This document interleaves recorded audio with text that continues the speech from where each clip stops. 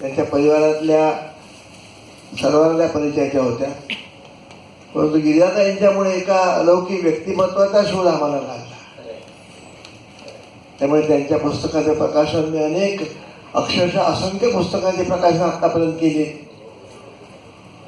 परंतु एका सामान्यत्वातून असामान्यत्वाकडे गेलेल्या व्यक्तिमत्वाचं साधं सोपं प्रांजळ असं आत्मकथन मी प्रथमच करतोय प्रकाशित. त्या बोलणाऱ्या फार, पण त्या पुस्तकामध्ये, छोट्या पुस्तकामध्ये त्यांच्या प्रदीर्घ जीवनाची कहाणी आहे.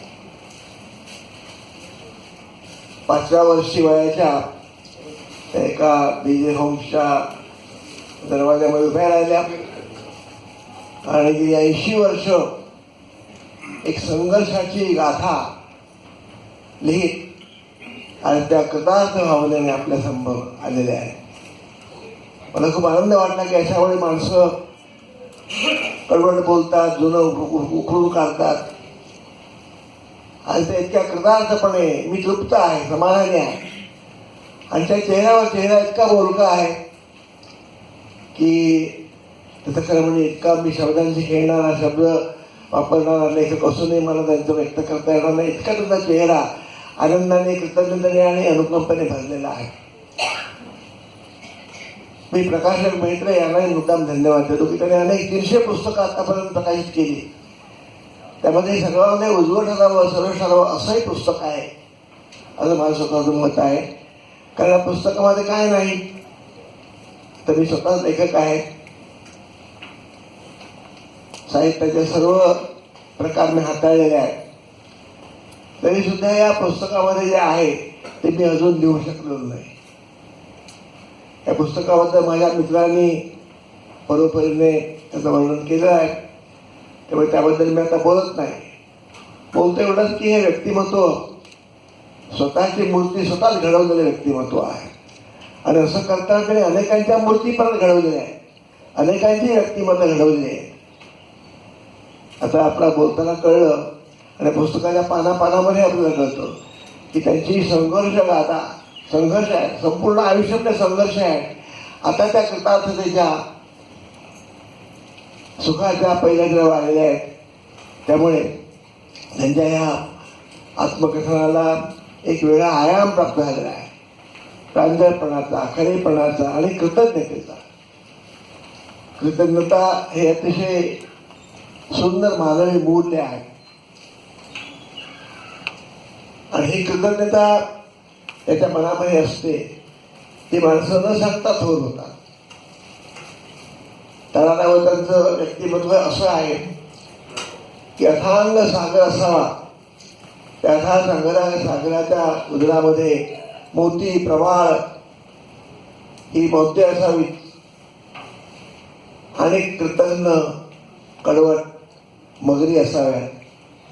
सुंदर शिंपले असावेत, मोती आपल्याला देणारे, आणि विक्राळ मत्स्य असावे. हे सगळं त्यांनी सागरामधलं जे हराहर आणि अमृत हे दोन्ही आपल्या आयुष्यामध्ये पचवलेलं आहे. आणि म्हणून त्या कृतार्थ भावनेने तुमच्या समोर मी सुखी आहे, माझा परिवार सुखी आहे. हे सगळं कशामुळे निर्माण झालं की त्यांच्या आयुष्यामध्ये 5व्या वर्षापासून जो त्यांनी संघर्ष सुरू केला, त्या संघर्षामध्ये कधी त्या नावमेद निराशावादी झाल्या नाही. एक सकारात्मक आशावादी दृष्टिकोन घेऊन त्याचं संपूर्ण आयुष्य त्याने व्यतीत केलं.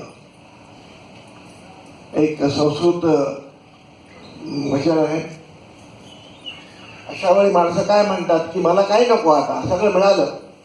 आणि खरोखर त्या अगदी कृतार्थाने म्हणाले की मला काही नको, आता मी तृप्त आहे. न त्वहम असं म्हणतात मी, न त्वहम कामये राज्यम न स्वर्गम न पुनर्भव. सुंदर वाक्य. न त्वहम कामये राज्यम न स्वर्गम न पुनर्भव कामये दुःख तप्तानाम प्राणीनाम आर्तिनाशनम. म्हणजे मला स्वर्ग नको, मला पुनर्जन्म सुद्धा नको, स्वर्गाचं राज्य साम्राज्य नको, पुनर्जन्म नको. मला काय हवं मला एकच इच्छा माझी आहे, या आयुष्यभर मी जे कष्ट केले, काम केलं, परिश्रम केलं आणि दुःखितांचे अश्रू पुसण्याचं काम केलं, तेच मला काम करण्याची संधी मिळावं. प्राणीनाम आर्तिनाशम, जगामध्ये जो प्राणी मात्र आहे त्या सर्वांचे दुःख निवारण करण्याचं सामर्थ्य मला मिळावं, हेच माझ्या आयुष्याचं कर्तव्य. आणि मला असं वाटतं ताराबाईंची संबंध 85 वर्षांच्या आयुष्याचं सार जे आहे की ते असं आहे की मला काही नको, की आता जे काही आयुष्य उरलेलं आहे त्या आयुष्यामध्ये मला कृतार्थतेने इतरांचे अश्रू, आतापर्यंत माझे अश्रू इतरांनी पुसले, मी इतरांचे पुसले. आता जे आयुष्य माझ्यापाशी आहे ते न त्वं कामये राज्यम स्वर्गम न पुनर्भव कामये दुःख तप्तानाम प्राणीनाम आर्तिनाशनम. हे प्राणीनाम आर्तिनाशनम यासाठी माझं आयुष्य, पुढचं आयुष्य व्यतीत होतं.